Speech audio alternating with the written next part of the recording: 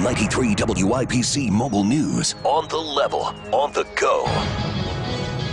What she thinks about celebrating at church soon. With your Alexa Flash Briefing, I'm John Herrick. It may not be long before you can go to church, but right now it's still against the best advice of State Health Commissioner Dr. Chris Box. If you decide to go back to church instead of worshiping at home, don't crowd in the same pews. Space out.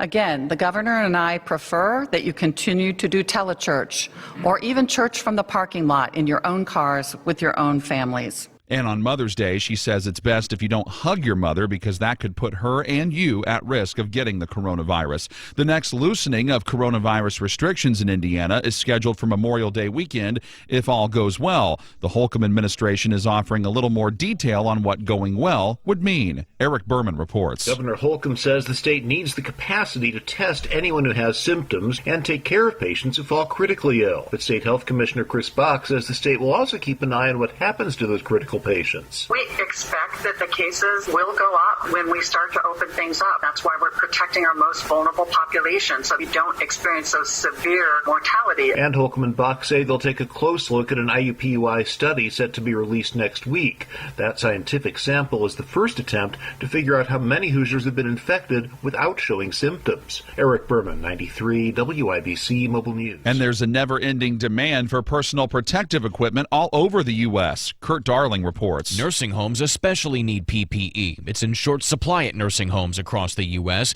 Vice President Mike Pence says FEMA is helping remedy that. This is one installment of deliveries that will go from FEMA to 15,400 nursing homes across the country. Pence helping unload masks, gloves, and gowns at a nursing home in Alexandria, Virginia Thursday. In all, he says FEMA is sending out 63 million gloves, 14 million masks, and 13 million gowns to nursing homes that need them. Kirk Darling, 93 WIBC Mobile News. There will be gas prices as high as $1.89 in some parts of Indiana today, says Gas Buddy. Demand is going back up, and so are gas and oil prices. The statewide average was $1.60 when the week began.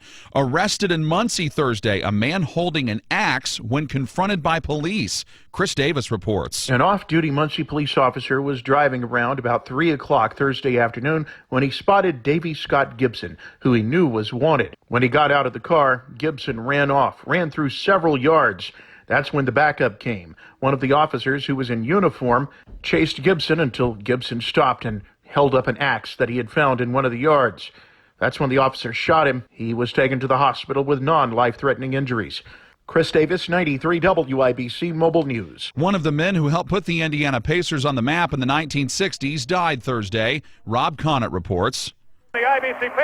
Mike Storin was the Pacers' first general manager in 1967. He was responsible for signing head coach Slick Leonard and Mel Daniels, a future All-Star and MVP. Then Storin became the commissioner of the ABA in 1973 after he saw the team that he started win its third ABA title. Storin was 84 years old. Rob Connett, 93 WIBC Mobile News. WIBC's flash briefings are updated throughout the day, so you can always check for the latest local news. You can also rejoin us in the car at 93.1 FM to stay on top of the latest traffic alerts, weather, and news. I'm John Herrick, on the level, on the go, and on Twitter at 93 WIBC and WIBC.com.